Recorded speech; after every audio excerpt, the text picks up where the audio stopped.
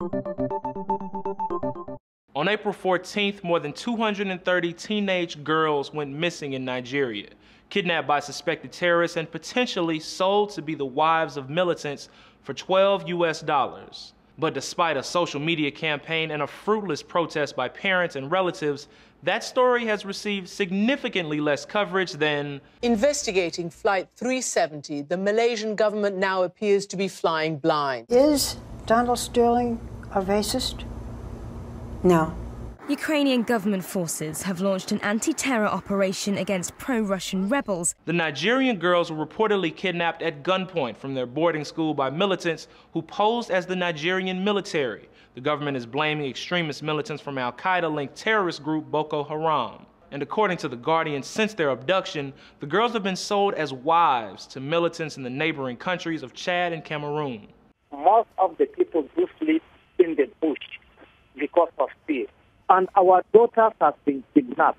No action, the state government nor the federal government. Granted, CNN has the Bring Back Our Girls campaign front and center, but more than 2 weeks after the schoolgirls' disappearance, a glance at the homepages of major TV networks will turn up 0 headlines featuring an update on the girls. So why the lack of coverage? In a world where 24-hour news networks are in abundance and online media is publishing 24/7, why wouldn't this tragic story that affects so many be getting the wall-to-wall news treatment?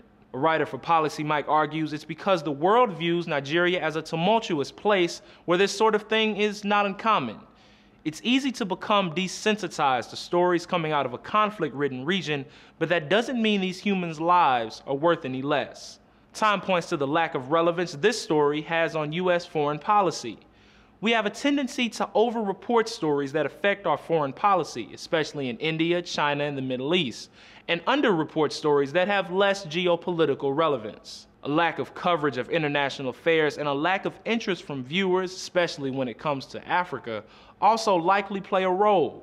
According to the Tyndall report, it took more than 2 weeks for this story of 200 African girls to make it to the nightly news on any of the major networks. Investigators are still searching today for Elizabeth Smart. In comparison, the kidnapping of teenage American girl Elizabeth Smart dominated news coverage for months while she was missing, and again when she was found 9 months later. And while Lester Holt and Diane Sawyer will not be rescuing these girls personally, journalists do play a pivotal role in the lives of those affected by tragedy. A former CNN correspondent writes, "Global attention will lead to offers for help, to press for action. Just as the intense focus on the missing Malaysia plane and the lost South Korean ferry prompted other nations to extend a hand, a focus on this ongoing tragedy would have the same effect." There are petitions on change.org and whitehouse.gov that you can find in the transcript aimed at bringing these girls home. According to the international crisis group terror organization Boko Haram, has killed almost 4,000 people in the past 4 years. For Newsy, I'm Jamal Andrews.